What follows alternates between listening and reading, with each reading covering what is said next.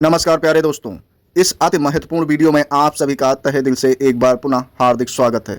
साथियों, इस वीडियो के माध्यम से आप जानेंगे कि प्रांतीय रक्षक दल जवानों को यानी कि पीआरडी जवानों को एसओपी व चिकित्सा जो निर्धारित की गई है वह क्या है और कितना बड़ा लाभ है और किस प्रकार से मिलेगा, हर एक तथ्य की महत्वपूर्ण जानकारी मिलेगी। क्योंकि हमारे पीआरडी जवानों को जबरदस्त फायदा हुआ है शासन प्रशासन से, जिसके लिए आदेश भी जारी हो गया है डिजिटल हस्ताक्षर के तहत। वो भी हम आपको दिखाने वाले हैं इस वीडियो के माध्यम से। लेकिन यह जानना बहुत जरूरी है कि एसओपी आखिर होती क्या है, चिकित्सा लाभ है तो कैसे मिलेगा और किन शर्तों पर मिलेगा, हर एक पहलू को जानना जरूरी है। फिलहाल मैं तो यही कहना चाहूंगा, आपका विभाग चाहे जो भी हो, आप चाहे जिस राज्य से बिलोंग करते हो, चाहे जिस जिले के रहने वाले हों, आपको यह जानकारी बारीकी से लेना अति आवश्यक है।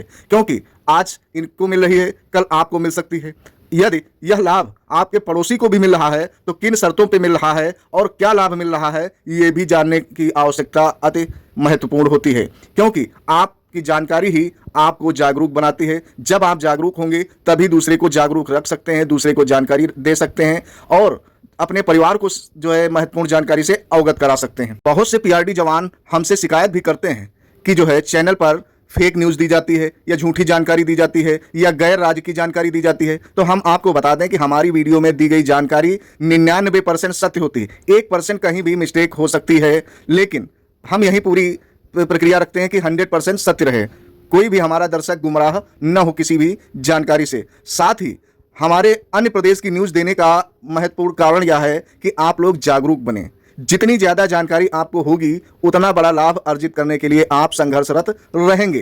क्योंकि जब आपको जानकारी ही नहीं मिलेगी कि हमारे जैसे कर्मचारियों को क्या क्या लाभ मिल सकते हैं, हमारे पड़ोसियों के पास क्या क्या है, हमारे पड़ोसियों को क्या क्या लाभ मिल रहे हैं, जब आपको यही नहीं पता होगा तो आप संघर्ष करेंगे तो क्या करेंगे।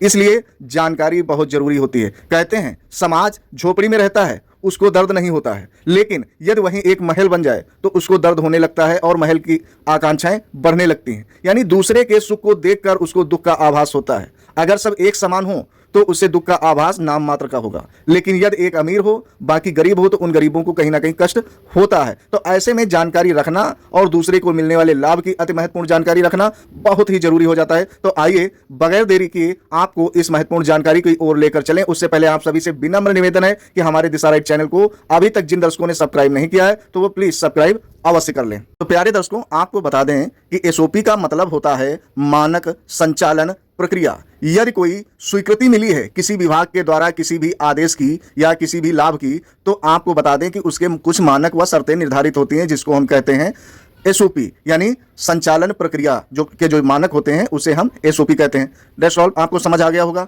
अब आइए बताते हैं कि यह किन किन योजनाओं पर लागू होती है और इसका कार्यक्षेत्र क्या है, यानी एसओपी का असर कहां कहां दिखता है, यह भी आपको जानना जरूरी है। तो प्यारे साथियों, अगर बात करें कि पीआरडी एसओपी की, तो हम आपको बता दें कि ड्यूटी के दौरान जवानों के लिए पालन किए जाने वाले मानक निर्देशों का संग्रह होती है एसओपी।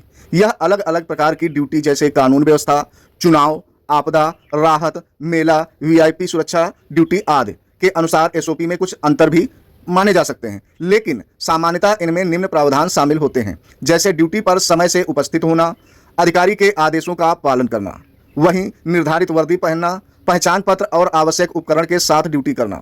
इसके साथ ही अनुशासन, शिष्टाचार और जनता के प्रति सम्मानजनक व्यवहार बनाए रखना भी बहुत जरूरी होता है। इसी के साथ ड्यूटी स्थल नहीं छोड़ने और बिना अनुपस्थित गैर हाजिर होने जैसी प्रक्रियाएं सम्मिलित होती हैं। इसके साथ ही किसी भी घटना या संदिग्ध गतिविधि तुरंत सूचना संबंधित अधिकारी या पुलिस को देना अति महत्वपूर्ण होता है। आपदा, भीड़ नियंत्रण या कानून व्यवस्था की स्थिति में निर्धारित प्रक्रिया के अनुसार कार्य करना होता है, जो कि एसओपी की श्रेणी में आता है। इसके साथ ही सरकारी संपत्ति और उपकरणों की सुरक्षा तथा उनका सही उपयोग करना भी सम्मिलित होता है। साथ ही गोपनीय सूचनाओं को गोपनीय बनाए रखना भी बहुत जरूरी होता है। इसके साथ साथ मानवाधिकारों और लागू कानूनों का सम्मान करते हुए कार्य करना होता है। ड्यूटी समाप्त होने पर रिपोर्ट और हैंडओवर नियमानुसार देना होता है। यह सब एसओपी की श्रेणी में आता है। तो वास्तव में आप इस वीडियो से समझ गए होंगे कि एसओपी होती क्या है। तो पीआरडी जवानों को इन नियमों की जानकारी भी मिल गई और एसओपी क्या है ये भी पता चल गया। अब आइए आपको हम बताते हैं कि पीआरडी जवानों को जो चिकित्सा लाभ मिला है बहुत महत्वपूर्ण है, वह आखिर क्या मिला है और कितना मिला है। आइए सीधे आपको लेकर चलते हैं महत्वपूर्ण जानकारी की तरफ। प्यारे साथियों, आदेश तो आप देख ही रहे होंगे हमारी वीडियो स्क्रीन पर, जो कि डिजिटल हस्ताक्षर से प्रमाणित है। आइए आपको बताते हैं पीआरडी जवानों को ड्यूटी के दौरान यदि चिकित्सालय में भर्ती होने की स्थिति उत्पन्न होती है तो उपचार के दौरान ड्यूटी पर मानते हुए अधिकतम 6 माह का मानदेय यानी ड्यूटी भत्ता अनुमन्य किए जाने के संबंध में यह आदेश जारी किया गया है।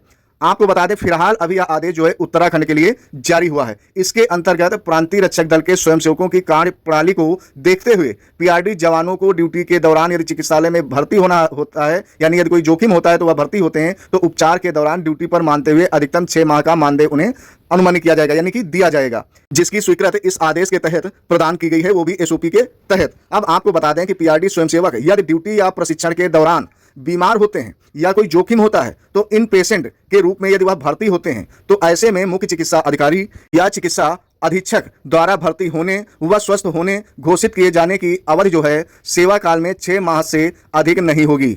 ड्यूटी पर मानते हुए उक्त अवधि में मानदेय का भुगतान तत्काल प्रभाव से अनुमन्य किया जाएगा यानी इसमें कोई विलंब नहीं किया जाएगा। लेकिन उसके लिए आपको ये जो है चिकित्सा के दस्तावेज प्रस्तुत करने पड़ेंगे जो कि सीएमओ या चिकित्सा अधीक्षक के द्वारा जारी किए गए होंगे। फिलहाल इस हेतु संबंधित स्वयंसेवक को चिकित्सालय में भर्ती होने उपचार प्रमाण पत्र संबंधित चिकित्सक द्वारा प्रतिहस्ताक्षरित करते हुए दिया जाना अनिवार्य होगा।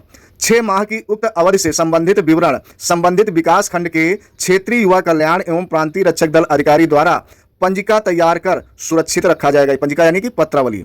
चिकित्सा में भर्ती होने की स्थिति में इसकी सूचना संबंधित पीआरडी स्वयंसेवक द्वारा संबंधित क्षेत्रीय युवा कल्याण एवं प्रांतीय रक्षक दल अधिकारी को प्रदान की जानी अनिवार्य होगी। अब वह बोल नहीं सकता है तो ऐसे में कोई परिवार का सदस्य भी यह जानकारी पीआरडी अधिकारी को दे सकता है। कोशिश करें कि लिखित में भेजें क्योंकि आपके पास एक सबूत तौर पर हो जाएगा। इसके साथ साथ किसी परिवार के सदस्य के द्वारा इसे रजिस्ट्री के रूप में भी भेजा जा सकता है, जिसकी स्लिप आप सुरक्षित रखकर आगे भविष्य के लिए एक महत्वपूर्ण जानकारी के रूप में सुरक्षित रख सकते हैं कि हमने सूचना भिजवाई थी। प्यारे साथियों, इसी के साथ साथ स्वस्थ होने के उपरांत स्वयंसेवक के द्वारा चिकित्सक का प्रमाण पत्र संबंधित क्षेत्रीय युवा कल्याण अधिकारी को उपस्थित होकर देना होगा या परिवार के सदस्य भी दे सकते हैं। ऐसे में 6 माह यानी 180 दिन में से घटाते हुए यानी माह और दिनों का अभिलेख अंकन किया जाएगा पीआरडी अधिकारियों के द्वारा एवं उक्त हेतु आदेश अनिवार्य रूप से जारी किया जाएगा, जिसके द्वारा संबंधित पीआरडी स्वयंसेवक तैनाती स्थल के सक्षम अधिकारी एवं जिला युवा कल्याण एवं प्रांतीय रक्षक दल अधिकारी को सूचित किया जाएगा। क्योंकि उक्त आदेश के आधार पर ही ड्यूटी पर तैनात स्वयंसेवक को चिकित्सालय में भर्ती होने की स्थिति में उपचार अवधि का मानदेय प्रदान किया जा सकेगा।